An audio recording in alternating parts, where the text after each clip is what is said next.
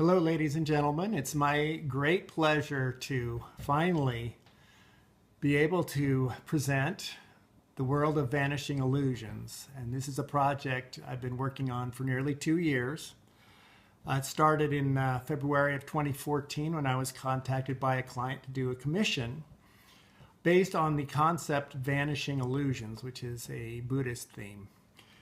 And the first thing that came to mind was to use a crystal as the front of the piece and then have something going on behind it that moved. So there was a concept of impermanence to the piece. And so the concept I came up with eventually morphed into what I now call the World of Vanishing Illusions. So I'd like to go over some of the early sketches and show the transition. We've done a number of videos, but just to remind you, the project has been in process for about 2 years. And the first sketch I did was over here. Let's get a light over here. This is the first sketch here. Shows the crystal that ended up being used in the piece and another crystal that I didn't use.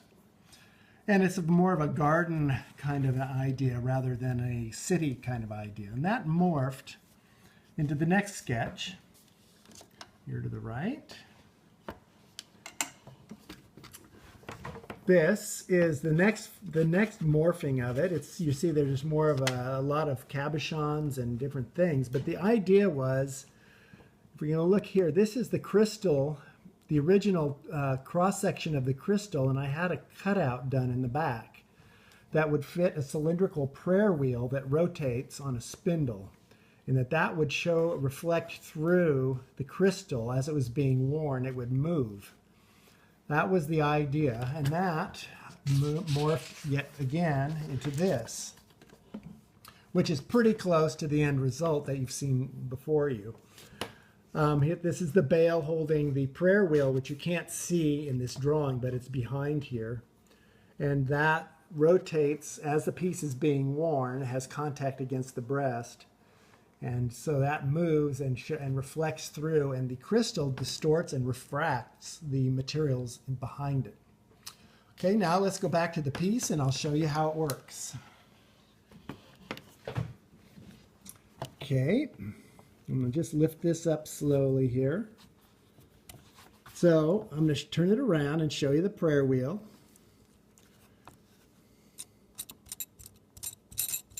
There it is, rotating around. It's set with about 45 different gems. And then when you wear it in front, let's see if I can get that to spin around here.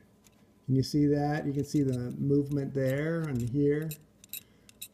The wheel moving through. So as you're wearing it and it runs against your chest, it does that. The hardest part of this is done in platinum. There's a platinum infrastructure here that you've seen me do in the last videos. The hardest part was putting that together in a way that actually allowed for maximum visibility of the crystal. You can see that there's a pin here which hold the two halves together. There's 3 of those. One is hidden behind here, and the other is hidden behind here. Anyway, the prayer wheel is actually removable and worn separately. And that is accomplished by opening a safety here. Oops. You see that open there. Then there's a little snap there. This comes out. I'm going to slowly bring this up. Right here, there's a small lever, and that's what holds the prayer wheel in place. Can you see that little lever? That little lever closes down here and then is locked in place when the bale is closed. So it's very secure. This is the bottom of the spindle here, and that just pops into a little depression at the bottom here, right in the bottom of the platinum containment unit. So this is the piece from behind. Without the prayer wheel, you can see all the gold work is riveted to the platinum. You can see right here is one of the pins holding the two halves together. Here's the other pin right here. And then there's the third one in front. All these units here that seem to be floating in space are actually held on little platforms of of platinum that they're riveted to. The rivets are right here. Same with here. There's rivets holding these two sections together, and there's just a little plate of platinum coming out. Anyway, the other thing to mention here is the carving done by Glenn Lair. This is a aquamarine crystal that was in his private collection, and he did this waterfall section here. He also carved out there's a little sort of a cylindrical cutout here that will fit so the prayer wheel can actually get snug in there.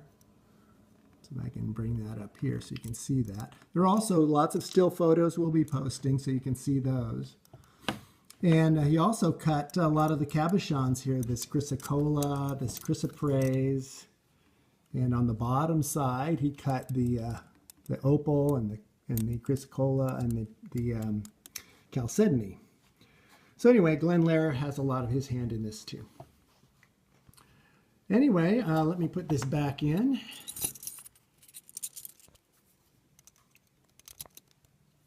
Open the lever. That just pops, slips.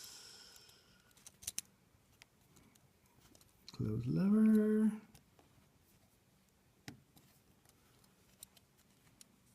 Snap. Safety. And there it is.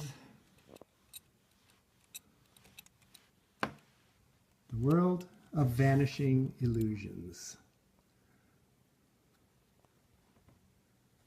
I'll just give it a slow turnaround for a last view.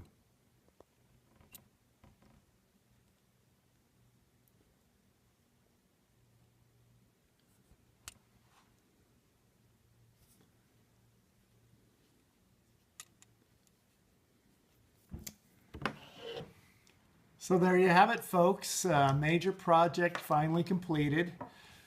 It was one of the most difficult and yet invigorating pieces I've ever done. Probably one of the, probably the most complex thing I've ever made in 50 years of jewelry making. More like 45 years. Okay, I'm exaggerating, but nonetheless, I'm happy with the result. The mechanisms all worked really well, and it achieved all the results I wanted to achieve when I set out to make the piece. What I didn't count on was the amount of time it would take me, and that it would be a 2-year project from beginning of, it was actually a year of actually working on the piece off and on, not constantly. But, what I didn't count on was the complexity of fitting these organic, an organic shape of this crystal with all the waterfall and the different shapes, integrating that with a cylinder that rotates, and then with all the other stones and things going on. It was very, very time consuming and complex. But again, I'm happy with the result, and I'm glad you could follow along with me in the creative process. So until next time, this is Kent Raible, Master Jeweler, signing off.